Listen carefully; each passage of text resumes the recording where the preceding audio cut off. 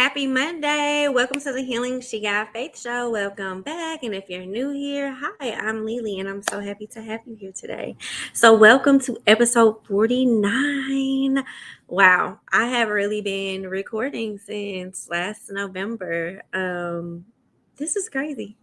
I'm so excited. So, yes, this is episode 49. Today's topic is what happens when I just miss my loved one. So, we are going to jump into that. We are currently in our Grieving as an Adult series, which I have been liking this. I was kind of scared after the what is it, grief healing and holiday series, because that one was so good and I just got a lot of feedback and a lot of people who just really enjoyed that series and enjoyed the grief group, which I just ended the grief groups for the year. And so I wanted to end the year off with grieving as an adult. So in January we can jump right into our healing journeys and whatever that may look like. So grieving as an adult, I just wanted to take the month of December just to focus on like what that looks like. What is that? How do we handle that? What are the different types of things? And I believe from the last two episodes, we've been pretty hitting some good, relatable information and just really toning into like, what does it look like grieving as an adult? Y'all know that's my specialty. So I wanted to give it that time. So, yes, welcome to the Healing She Got Faith show. I'm so happy that you are here. So, without further ado, let's go in with our first segment of the show, which is our check in. So, how do I feel currently? Currently, I'm just really tired, y'all. I am just really trying to figure out life, and I would be lying if I said like I'm 100% good, which I don't think I'm 100% good. I think I'm really, really trying to figure out like what's the route that I'm taking? What are the next steps in the building? What is the next step for the podcast, for the blog, for my business? Like, what is it that I want? And so, this is going to play a huge role in my hiatus or sabbatical, to really figure out that plan, because I've put in a lot of work in the business and I haven't quite seen the fruits of my labor. And so just really figuring out like, what am I lacking? What am I doing? What could I be doing better? One of the things that I know is that I'm just doing everything. And so when you do everything, you can't be the best at everything. Even though people will tell you, well, I could just do it myself, you could just do it yourself. And yes, you can. Like, I'm not knocking you if you do it, but it's hard. I was nannying this past weekend and I was talking to the family that I nanny with. So currently I have two families that I nanny with part-time. And one of the families, we're actually going to Florida this week. So we will be in Florida this week. So I was telling them, I was like, oh, I just can't wait to have my life partner, because I am so tired of paying these bills by myself, because I am paying the bills of the business and the bills of my home by myself. And I am really, really tired of it. And I would just love to have a life partner that would help with life. Like, I would love that. I do thoroughly enjoy being by myself, but at this point in time, I would love to have some assistance. And I'm not gonna lie, I don't want a roommate. I'm done living with roommates, living with friends. Like, I'm completely done with that. At this point, life partner, I think you're still cooking, but hurry up. Thank you. And I think that's part of my check-in too. Like last week, I talked about how I was just really lonely, um, and I have to be grateful, because I was honest and I put that out there in the atmosphere, and I was honest with a couple of new people, and quite a few like girlfriends came and was like, "Oh, Jurassic Park Live is going to be here this weekend." Which, well, actually, no, I said it, and then I asked if anybody wanted to go, and a couple of girlfriends were like, "Yeah, like we'll go." And then I ended up having like a text conversation with one of my friends, and she asked how I was doing. I was just like, I'm just tired of not having like the same type of friendships reciprocated that I'm pouring out. And then I ended up talking to another friend via text, and she said that she had saw my post, and we talked. And that particular friend, they had her and her husband and kids just had a lot going on in the last couple of years. And so I told them, I was like, this was not towards you all. I just really, this is more so like, honestly, in that particular situation, I honestly feel like I could be a better friend to them. And so she was ultimately saying the same thing to me, like, it's not your fault. Like, life is just kind of life in right now. And so, anyways, I've had quite a few friendship conversations, and positivity has came from that. And so I just think that speaks to communication goes a long way. Communication goes so far. And if you just have the opportunity just to say something, if it's healthy, if it's, in your best interest and their best interest, I do believe it goes a long way. So, and I'm just, it's the holidays. Everybody's booed up. Everybody's coming up engaged, pregnant. And, I'm just sitting here like I'm going to continue to work on myself and continue to do things. But, it really is just a lonely season for me. Like, it really is just a season of really trying to figure out how do I embrace my current situation, but also to like figure out which way I want to go for the future. And so I'm hyper, I'm hyper, I'm laughing, I feel better, even physically. Like last week when we talked, I was like, physically, I just, ugh. But even physically, I feel better. I saw my financial advisor. We did our budget for 2023. And so that really has me jump, like kickstarting this whole, well, now I know how much I need to make monthly. And now I know like the projection of my bills. So I need to, I need to make a couple extra dollars. So what does that look like? And so, yeah, I'm trying not to let it overwhelm me, but I think that comes with boundaries and taking this hiatus and this sabbatical and just actually sticking to a schedule to actually do it. And, I think I know I'll be okay. But checking in, I'm just trying not to overwhelm myself, trying to be consistent, especially in the podcasting and the blogging and the writing of my books. Just trying to be consistent and then trying to figure out like a realistic schedule and where I can actually enjoy my schedule and also enjoy life, but also make progress. So, um, I think that that's kind of where I'm at. I'm super excited to be celebrating with you all because it's Monday. We celebrate every Monday, the start of a new week. We celebrate our accomplishments and just really like embracing ourselves for who we are. So, my check in is I would say on a scale of 1 to 10, I'm probably at a 5. I'm like right in the middle. And last week, I think I said like on a scale of 1 to 5, and I think I was like, I'm like in between a 5 and a 7. I think I really meant one on a scale of 1 to 10. So I'm gonna start doing that on a scale of 1 to 10. Where am I? So, and I think this week I'm definitely at a 5. I'm not bad. I'm not good. I'm really just trying to figure out what it is. Physically I feel better. So if we're gonna do it in categories, physically I'm a 10. Like, hey, like before I came on, I was singing and dancing.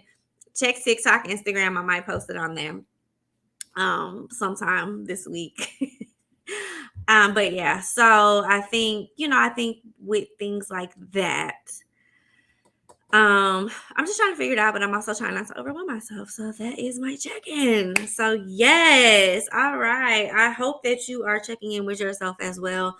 I hope it's a daily practice that you're doing, and I really hope that you are really just catering to yourself, even when it feels impossible. So yes, my love, check in with yourself.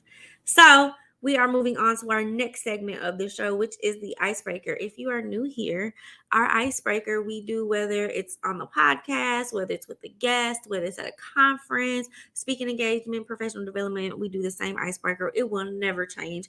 The only thing that will change is the cards that you pick from. So what I do is I bring in affirmation cards. I usually pick between 1 and 4 cards.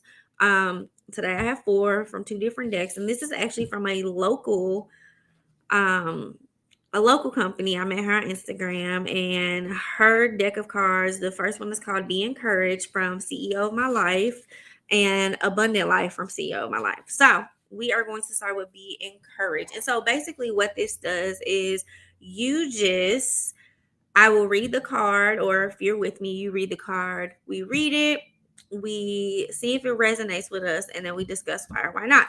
It may not resonate, and if it doesn't, that's cool too. So first card, I will choose actions that create financial abundance in my life. Let me say this.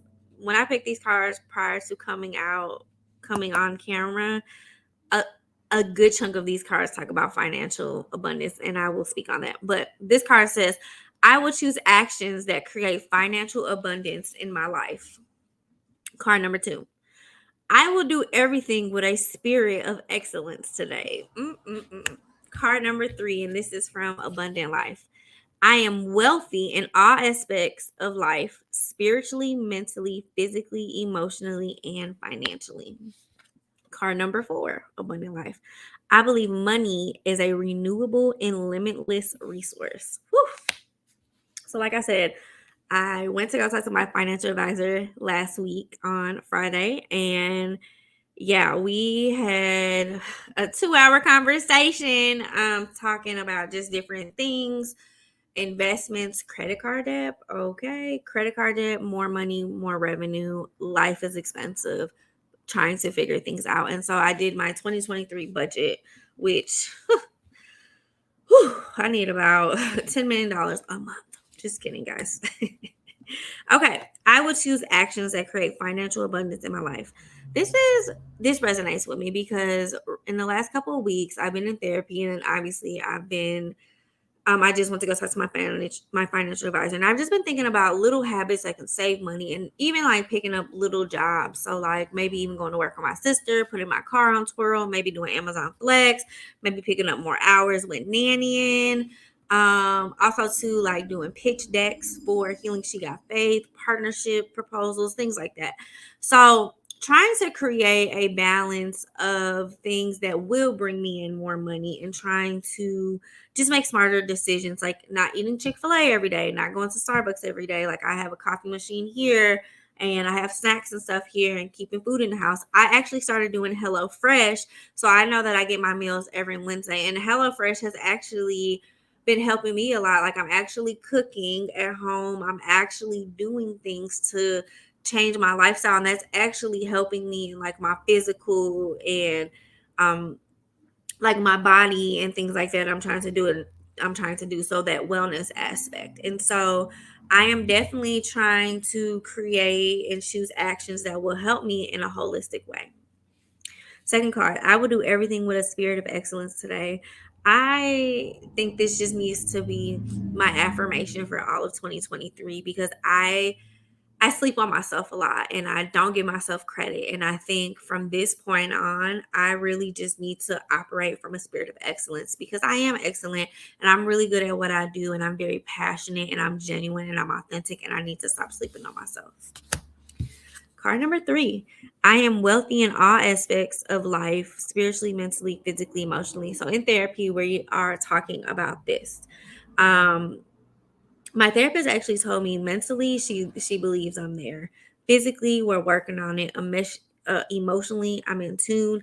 Financially, I'm starting to take baby steps there, and I think like 2023, me and my financial advisor will probably meet more than what we were meeting in 2022, and I believe that I'm getting there. I think some of this other stuff is going to have to happen first before I get to the financial part. But she said spiritually, she doesn't see me there. She says spiritually, I'm lacking some things. And I think that has a lot to do with just like my belief system and my relationship with God, and just being confused and just trying to figure out my place. And um, I don't remember if I talked to y'all about it last week or not, but I went to Atlanta last week to go see my best friend. He was getting confirmed at his new church, was an Episcopalian church. Fun fact: when I was a baby, I was baptized Episcopalian, and so throughout my life, I had been like throughout my life, I was never really a church person. I didn't come from a church family. We didn't even go to like church on big holidays, but randomly, like my dad would take me to church, and randomly I would go to church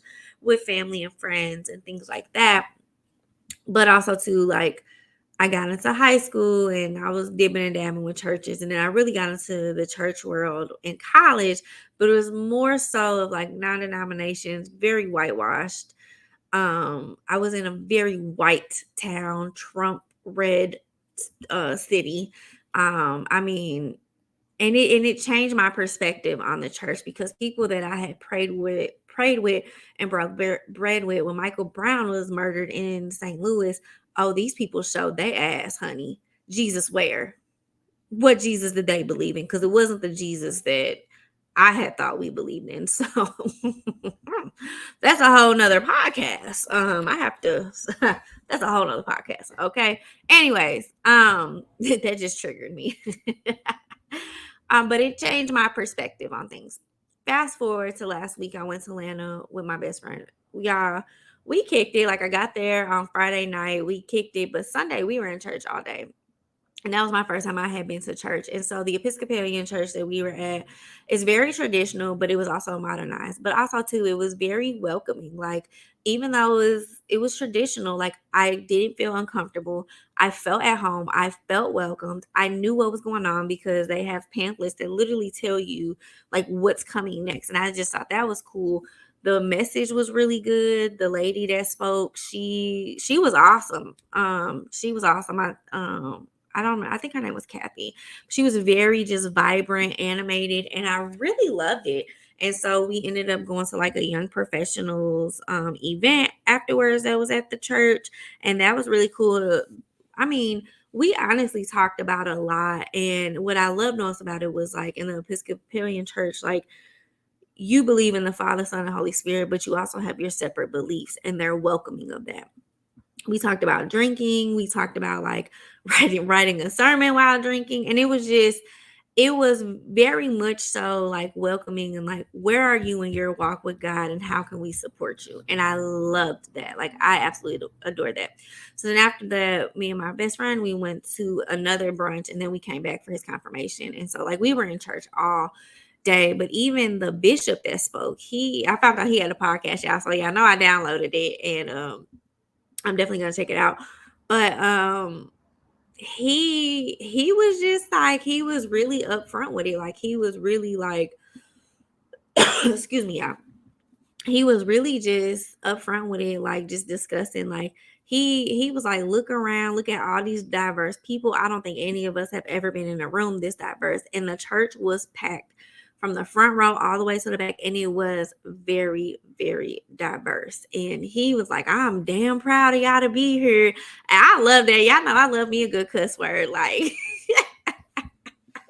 y'all know I love me a good cuss word. And so I really felt like in that moment, God was like, you know, I want you to come back home. Like I'm ready for you whenever you are. And I really felt like me being there, it was like a godly time. So I don't know what my future is going to look like as far as like my relationship with God. I don't know if that means I'm going to start going back to church. I mean, I don't know.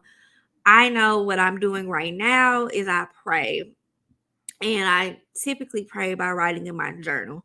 Most of the journals that I have are prayers to God. It's just an easier way for me to do that. It's an easier way for me to speak and be honest, like be honest with myself, be honest with God in this situation. And so, again, I don't know if I'm going to get heavy back into the church. I don't know. But I do know that spiritually it's going to get better. And I do know spiritually I was set on a path to let me know that whenever I'm ready, we're here. So yeah, so we'll be working on that, and I think in 2023 that's going to be one of my goals. So yeah, most definitely. All right, and the last card from Abundant Life. I believe money is a renewable and limitless resource. I am really trying to change my relationship with money and finances. I told my financial advisor there are just some spending habits that I have to do. Like I am not like my expensive habits is like Amazon or like going out to eat. And so I'm really trying to change that, and I'm trying to like just do stuff like that. Like I either need to make the money that I need that I'm spending, or like I really have to change my habits. And so I want to believe money is a renewable and limited resource. I can't say that I've ever experienced that, but I think eventually I will. So yes, that is our icebreaker. Okay, so you can check that out on the graphics that I will post on social media today. So yeah, make sure you all check that out too. Okay, so yes. All right. Our topic for today: what happens when I miss my loved one? What happens when I just miss my loved one? I think this is such a good question, right? And I know it's a good question because there are times, especially during this season, the holiday season, where you wake up and you just simply miss your mom's touch, your dad's smell, your grandma's conversation. You simply miss the things that you used to have that comfort you. You simply miss having the option to call them. And so a lot of times we miss these folks, our loved ones, and people are like, oh, they're so proud of you. They're looking down on you. And, you always got a family here. And yeah, again, and I say this all the time, people mean well, but people do not know how to handle grief. And so when it comes to that, the thing is, the thing is, as the person who is grieving, you have to know that people don't know how to handle grief. You just have to accept that. You have to find your safe space, and you have to find the place and environment where you can express your grief and you're around people who understand that. That is one of the reasons why I am so big on hosting my grief groups. And the feedback that I got from those grief groups was, I can show up, miss my loved one, and know that the other people in this group, even if it's just for an hour, they feel the same way I feel. And so, with that being said, that is one of the things that I personally love, because that's the question for today. What happens when I just miss my loved one? Sometimes you just need that release. We don't need anybody to fix us. We don't need anybody to show us. I mean, it would be cute if like you say, "Oh, I miss this," and then like someone shows up with like a sweatshirt from your dad or something. Like I think that would be so cute. But the reality is it's not going to happen every time. And the reality is that as we get older and as we move on with life, we lose things. Even prime example, y'all. I was coming over here to record this episode and it's chilly outside and I'm looking at my coats and I'm like, where is my mom's coat? And like, I know it was in the house. I know I wore it at some point last year, but like it wasn't where I remembered it to be. And I was like talking to myself and I'm like, I just find it funny that like there's some things that I've had for years and I can find them at the drop of a dime, but like important stuff like my mom's coat, like where is it? And as I've gotten older, I've realized like things really are material and things really, hurt. And like again, I'm in this place where I'm trying not to panic over things, like because I do get upset because I just didn't want to be distracted. I wanted to come in and film this podcast, and so I was like, it's okay, I'll just have to look for it while I'm on sabbatical. Like that's just what it's gonna have to be. And that, okay, cool. But there are times where you just misplace things. And there are times where you lose things, and there are times where you forget things, or they rip, or you throw them away, or you do something. Okay.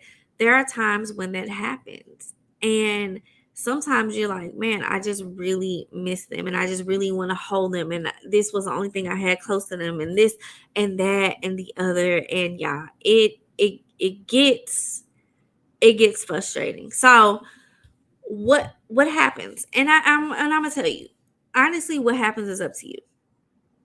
It's up to you to decide, what are you going to do?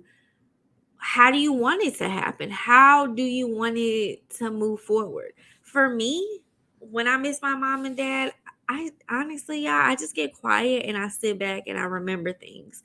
Sometimes I'll grab a stuffed animal and I'll hold it, or sometimes like I'll get something, like I wear my mom's ashes around my neck. I'll just touch it.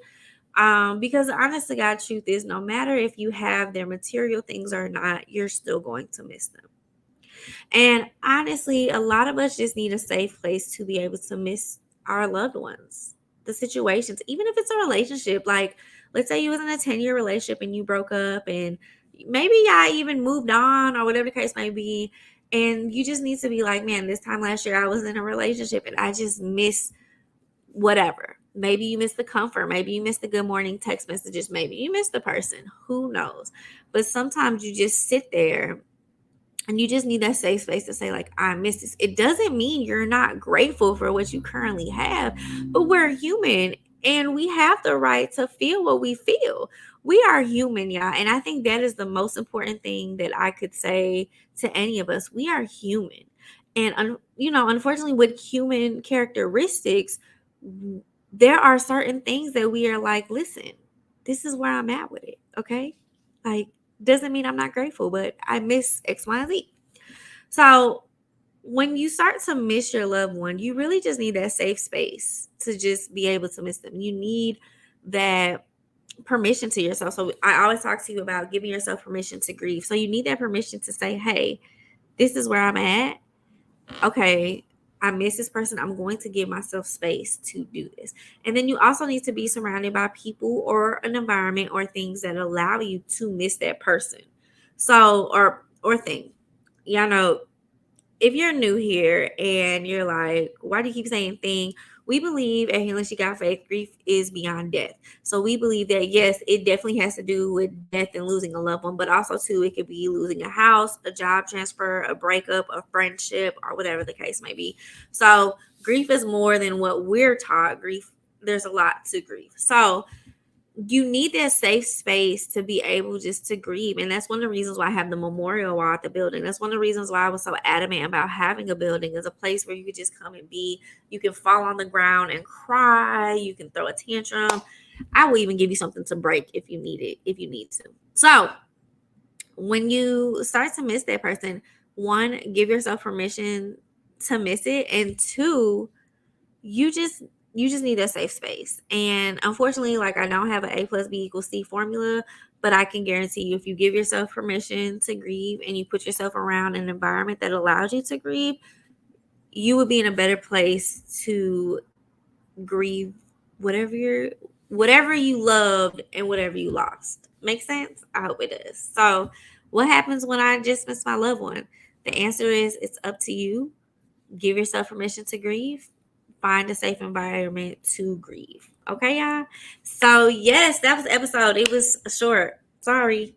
Actually, I'm not sorry. I think y'all get it more when the episodes are shorter. So, let's work on our affirmations. What is our affirmation for today? Yes, we picked the affirmation cards, but y'all know I started this new segment where I give you affirmations at the end of the episode. And so today's affirmation is, I am allowed to miss my loved ones, and I am allowed to grieve. I love them. I am allowed to miss my loved ones. I am allowed to grieve, and I love them. One more time. I am allowed to grieve. I miss my loved ones, and I love them. Say that to yourself this week, and practice it in the mirror, and give yourself that permission to grieve. Okay? Okay, perfect. All right, housekeeping. You will still have me here every Monday at 3 o'clock Central, 3 p.m. Central. And yeah, meet me here. Even on the sabbatical, you'll still get a show. So meet me here. Blogs every Wednesday at 3 p.m. Central. HealingSheGotFaith.com/blog. Meet me there. Yeah, even through the sabbatical, we're still writing. Honestly, I think that's it. Check us out on social media: TikTok, Facebook, Twitter, Instagram, YouTube, LinkedIn. Check us out. You can go to healingsheGotFaith.com/links, and it has every link to every social media, every link to every podcast platform. And yeah, I will catch you here next week at 3 p.m. Central next Monday. From here on out, repeat that affirmation to yourself. And honestly, y'all, just love you the way you love the world, because you absolutely deserve it. All right, y'all. I'll catch you next Monday. Bye. Love you guys.